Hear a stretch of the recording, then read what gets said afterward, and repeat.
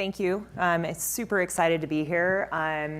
This is the week of my year anniversary of moving to Portland, and super excited to be part of this community and getting to be here today. So I actually was up at like 3 in the morning because I have this thing that I like to call speaker's anxiety. And I was thinking about Heidi's talk, and I remembered that I had been to the Waffle House in Atlanta. And so I decided to find some photos from that trip.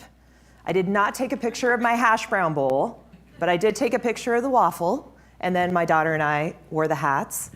My husband also wore the hat, but if I showed the picture, he would probably get really upset with me, so I'm not gonna show that. All right, so let's get started here. So I'm gonna talk a little bit about my journey and kind of how I've tried to not only practice continuous learning, but also create a culture of continuous learning throughout kind of my career. So a little bit about me. I've been in the technology industry for a little over 20 years. Started in infrastructure, really started as a help desk analyst, and then navigated through infrastructure engineering and eventually ended up at Nordstrom. So after a couple startups, went to Nordstrom. Actually started as a security engineer and learned a ton. And then navigated more into operations and infrastructure roles, and then eventually ended up in an engineering role that was leading what we called our customer-facing engineering team. So mobile app development, web, personalization, loyalty, pretty much anything that touched the customer. From there, I went to Starbucks and had the great opportunity to lead the global retail technology team. So that was essentially any of the in-store technology, including the mobile order and pay integration. So if you use that app, that was really fun experience. And then, as I said, about a year ago, or Friday will be a year, took a role at Nike and moved down from Seattle to Portland, and I'm leading our platform engineering organizations, which essentially are consumer data platforms, our in-store technology, anything really powering those experiences for our consumers. Super passionate about lean and continuous improvement, or as I like to say, continuous learning, and I really strive to be a lifelong learner. Okay, so I'm gonna back up in time. When I was first in a big organization, and this probably is not gonna be surprising to all of you, the focus was really on optimizing for cost and efficiency, which I think is kind of the traditional way of delivering IT. And this is back in like 2002 for about 8 years. And the circles are intended to show kind of what was the context of the environment that I was in at the time. And it was really annual planning, everything was waterfall, big batch releases, lots of shared services, bought more than built. So a lot of these attributes that are probably not surprising to all of you in this room. But I still learn things because, right, you're always learning. There's always things to learn. And having those structured methods for delivering software it really did work for managing budget and quality and timelines. We had a really high success rate. We actually celebrated it quite a bit, but honestly, it didn't always translate into true customer value. We would hit things on time, but if we were really measuring ourselves against customer value, I would not have given us that high of a success rate. Our production support teams, it was totally the traditional siloed approach. Everything got thrown over the wall.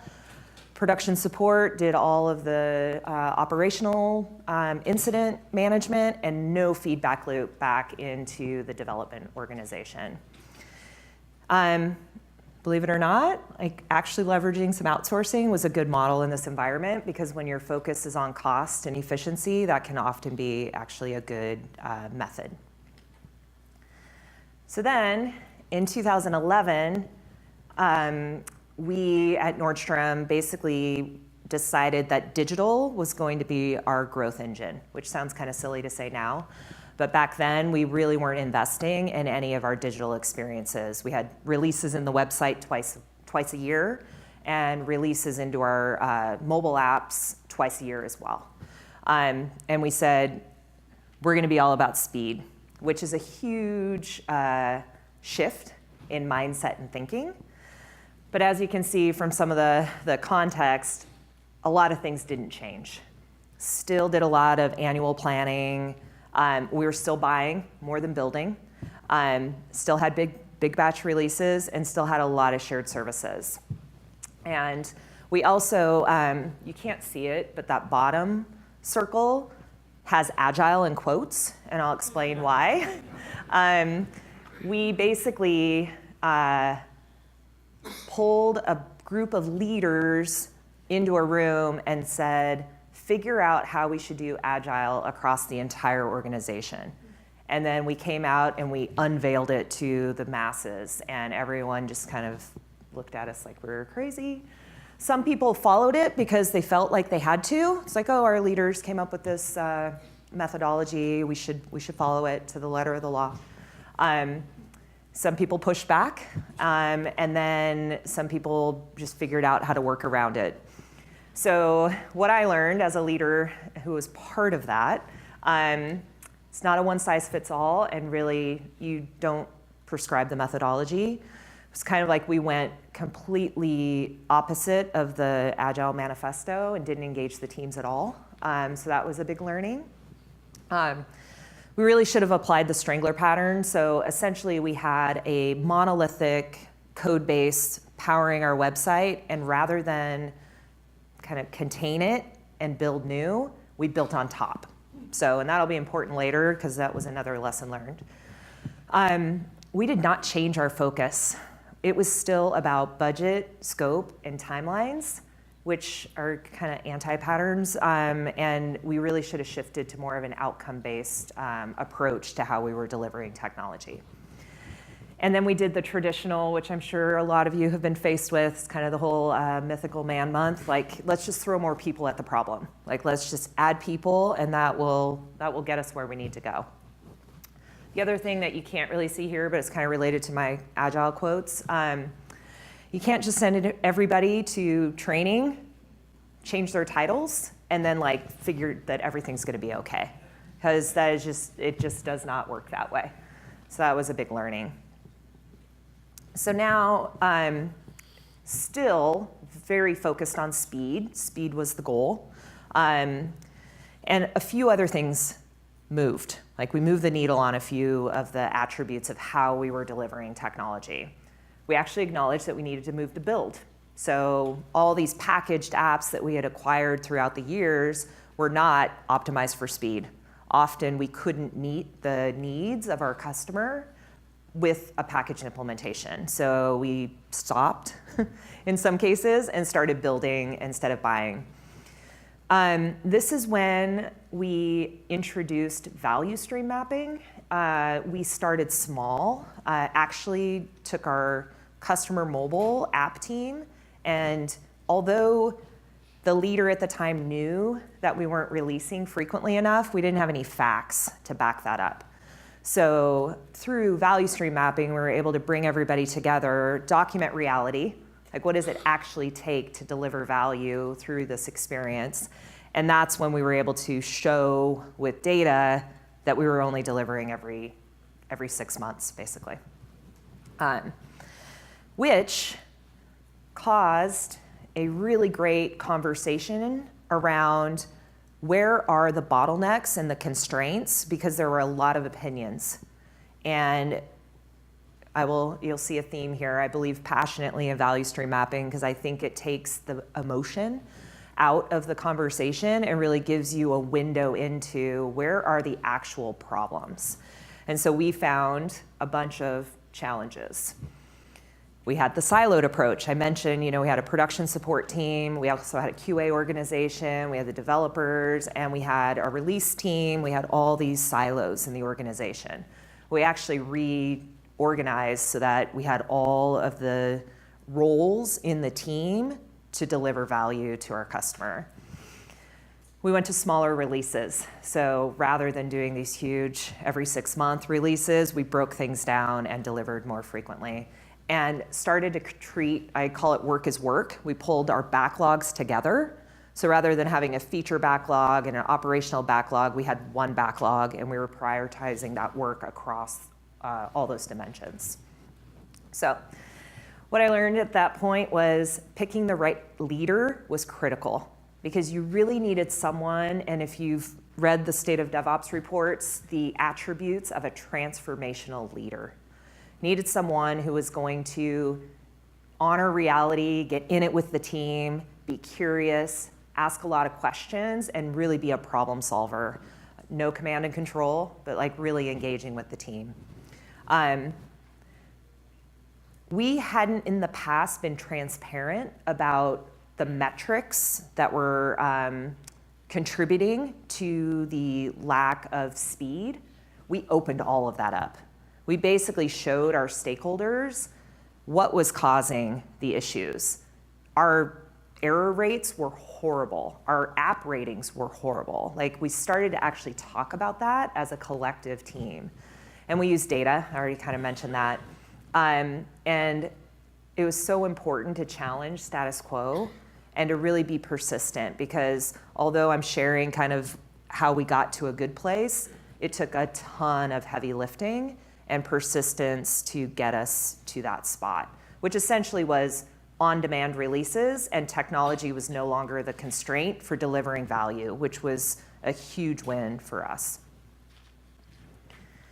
All right, so then based on that outcome, I started to spend a lot more time understanding what was going on in the DevOps community. So up until that point, I didn't have a ton of exposure.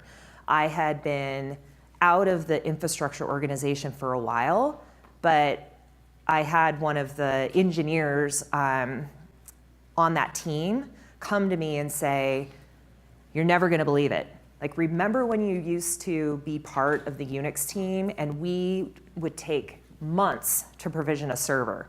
Well, now we're doing infrastructure as code and we're provisioning servers within minutes." He's like, "You have to come see this demo, you're gonna die. Like, it's amazing." And so I went and saw that, and after talking to him for a while, I was sharing some of the challenges that I was having in my current role around moving faster. And he said, "I'm gonna introduce you to someone." And at the time, introduced me to John Allspaw, who was the CTO at Etsy, and was like, "You need to get to know him because he's super active in this community." And then probably everyone in this room has had the same kind of sequence of events. Handed me a copy of the Phoenix Project. He's like, "You gotta read this." And basically got me kind of introduced into the DevOps community, which was awesome. Because at the time, and I have it up here, there were a lot of skeptics. DevOps is just the latest buzzword. Lean doesn't apply to software delivery, which most of you have probably heard as well. And then, although we had done all this heavy lifting with our customer mobile team in this gigantic enterprise, they got called a unicorn, which was like just almost devastating for me, because I thought, oh my gosh, like, no, I mean, we're in a good place now, but it took a lot of hard work to get there. So that's why I started leaning on more of the external community to just understand, like, what are other people struggling with? This is when I first went to the DevOps Enterprise Summit. I got to know the Target team, the Disney team, Capital One, some of the other organizations that were having similar challenges. And another thing I love about this community, actually sharing. Because often, you're in a certain industry and you hold your cards close. But in this case, like, none of this is IP. Like, we're all going after the same outcomes. And often what works for one organization isn't going to work for another. But if you can learn and just understand what other people are faced with and trying, it can pay off. The other thing I learned is we had been grassroots, very grassroots, for a couple years, and we really needed senior leaders to be engaged and to really support, not only in words, but in actions, this transition to delivering software differently. Also, starting small and then scaling versus like our traditional approach would be boil the ocean. You know, I said the part about train everyone in Agile, retitle, and set them loose. Everyone wanted to do the same thing with value stream mapping. They're like, let's train all 1,200 people at once. And then we'll document everyone's value stream, and it's going to be fantastic. And it took some persistence and influence to say, no, we're actually going to start small, and then we're going to scale once we learn. And this part you can't see, but vocabulary was super important. Like, we had to make sure that we had a shared understanding as we started down this journey. So we did that. We actually took 2 teams through value stream mapping, and we were very intentional about the 2 teams that were picked. One was a build team. They were actually building the kind of order management capability for our stores. The other team was a packaged app team. It was actually the restaurant POS software.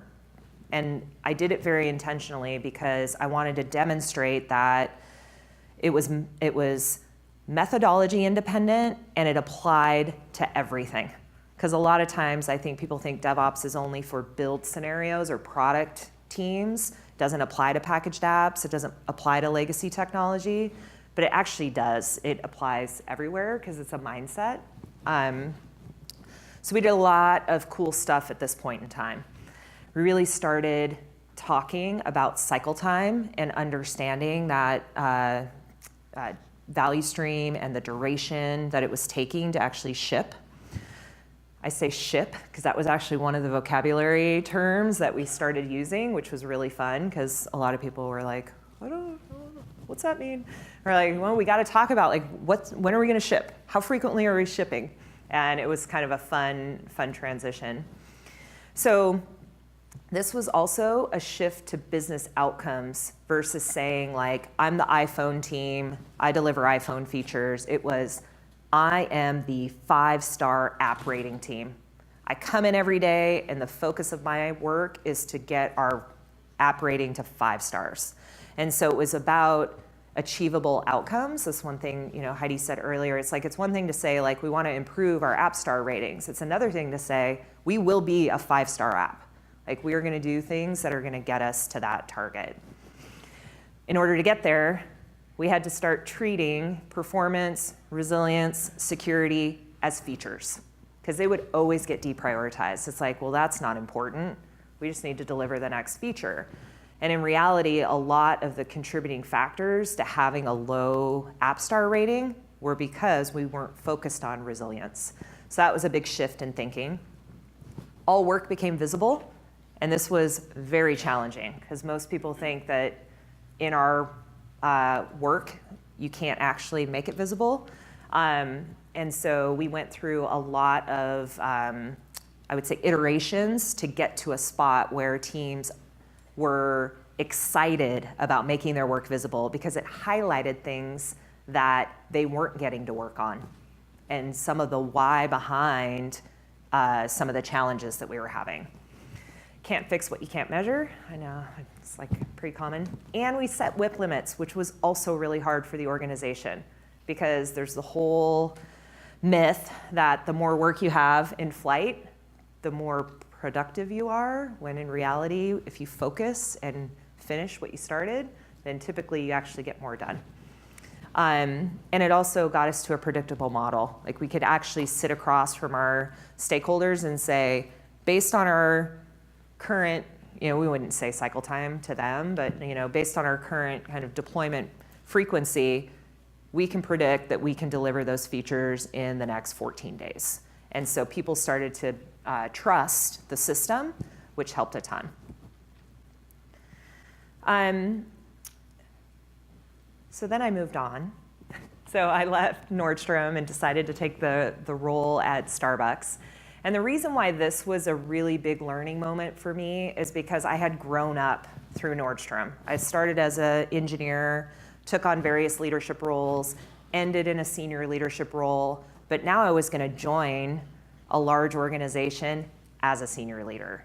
So I was like, okay, this is such a great opportunity for me to, I'll say like set a tone and like how do I want to engage and show up in this organization.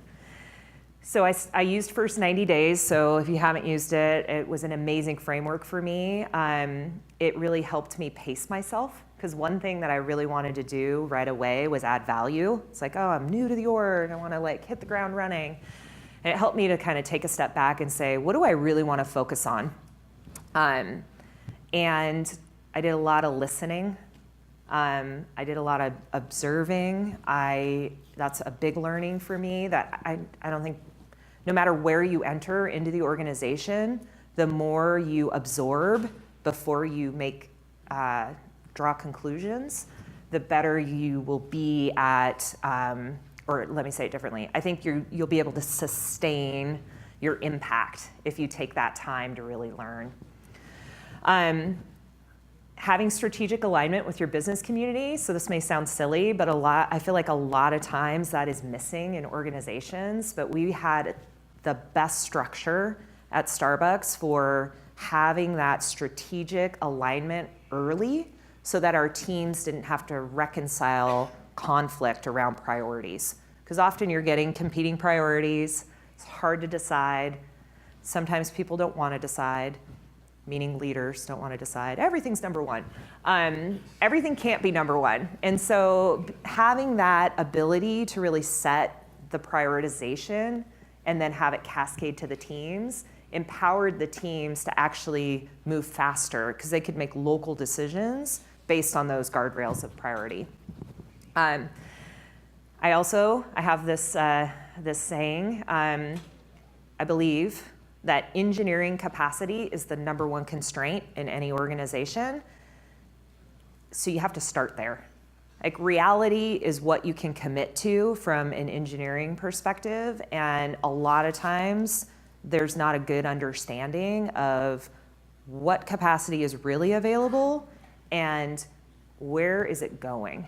And starting with the operational work, which I categorize as kind of those resilience capabilities, is important. Because if you're not putting any capacity towards that, the rest kind of falls apart. But that was new. That was very new to the organization to really make that visible and to have dialogue about where capacity was going and how we felt about that. I already talked about senior leadership support. Super important. And having the ability to create that environment where we could prioritize and give that context to the team so then they knew their focus and the intent, and then they could move forward as fast as they needed to. Okay, so where I am today.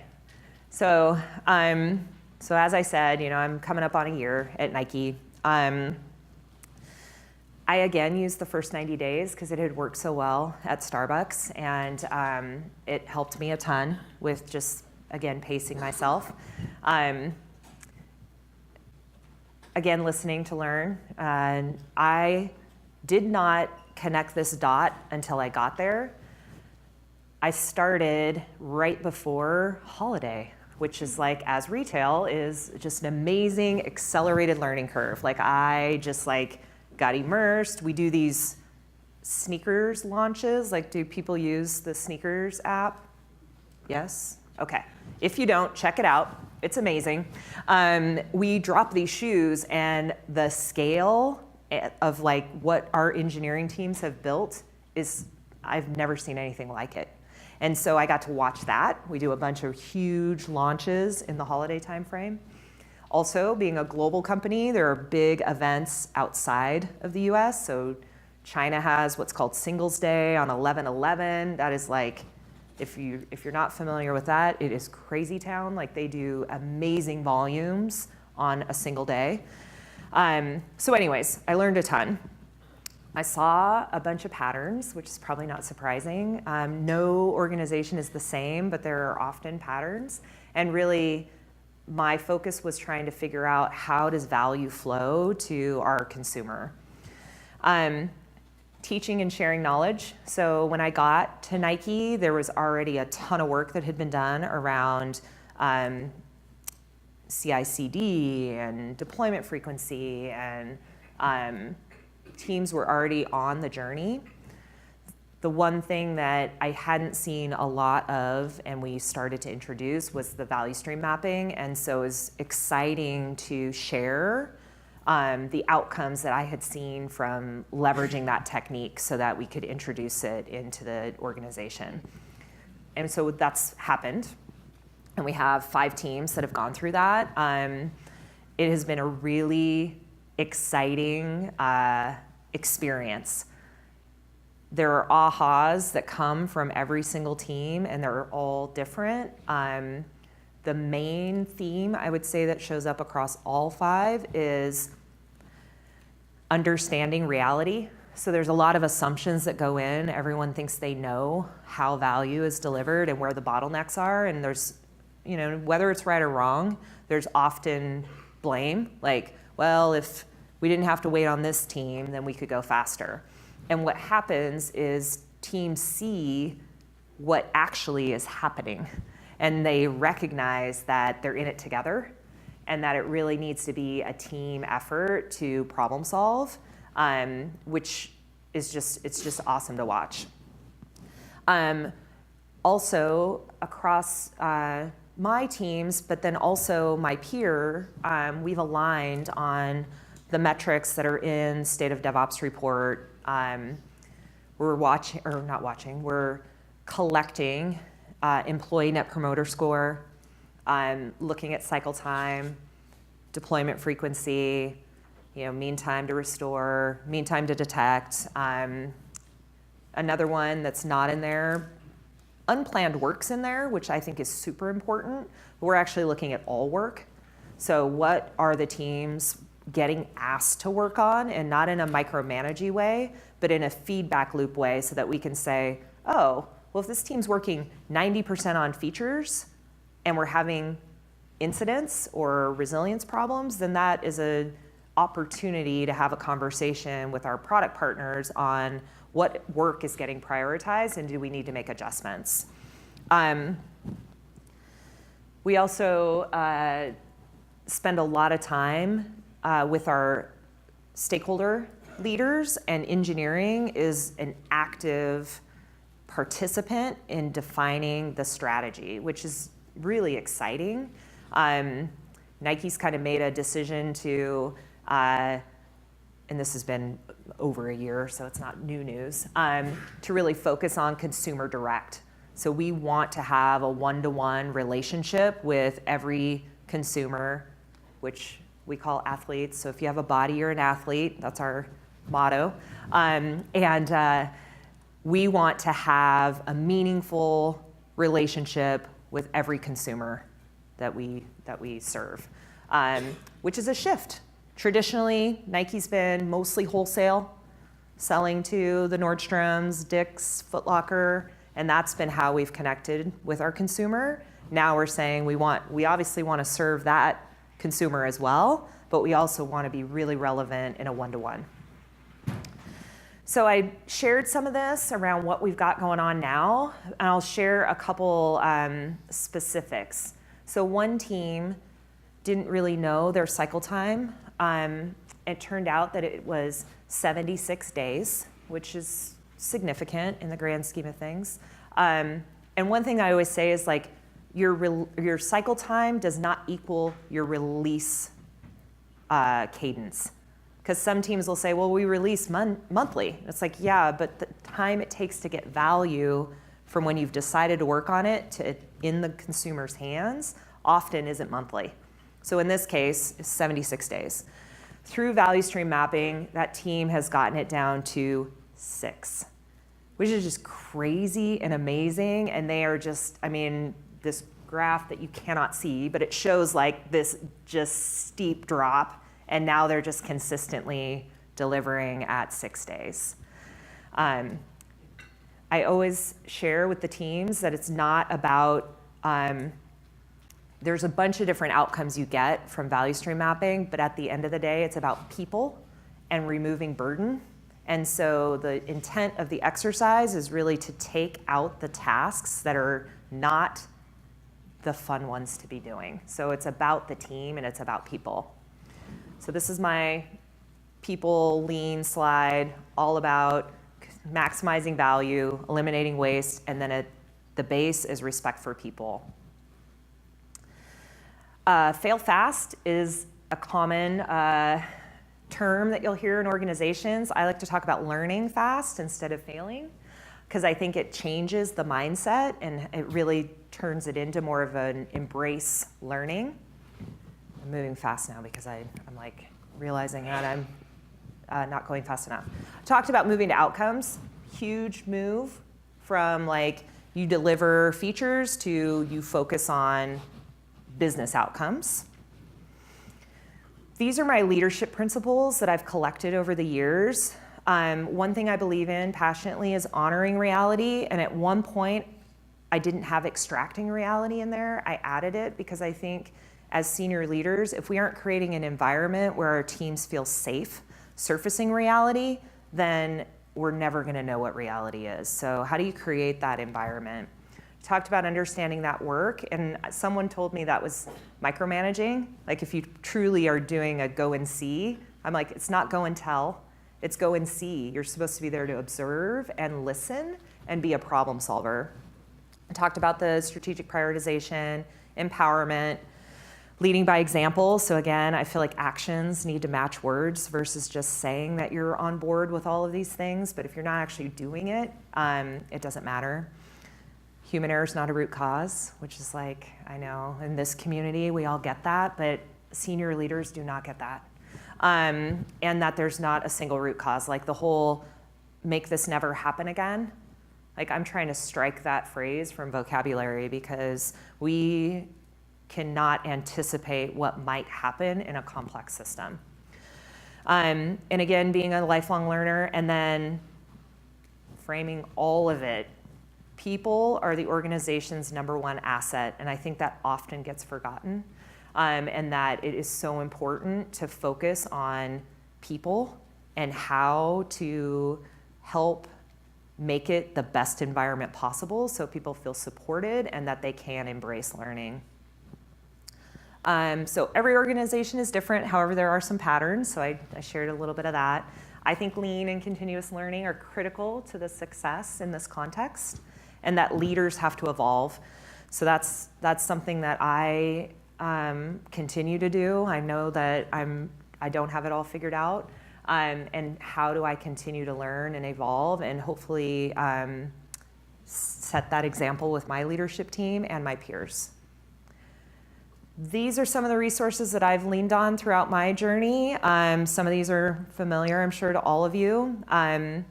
There are some really great free guidance papers that come out of the DevOps Enterprise Forum, which Gene Kim hosts every year. They're all free, and they've been super helpful in like helping to influence change. If you're thinking about org models, there's a bunch of really great content out there. And then I highly recommend Accelerate. I think it's a great book. I bought it for my entire leadership team and my peer group. And that is all.